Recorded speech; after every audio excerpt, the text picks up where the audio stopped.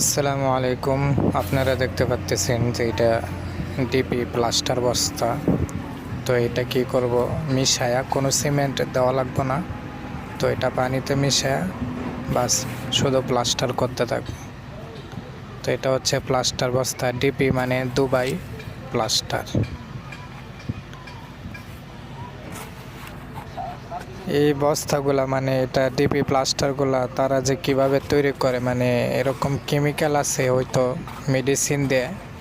তো এখানে কোনো কিছুই করা লাগে না, শুধু পানি ডালবেন, মিক্স করবেন আর প্লাস্টার করতে থাকবে আর কি।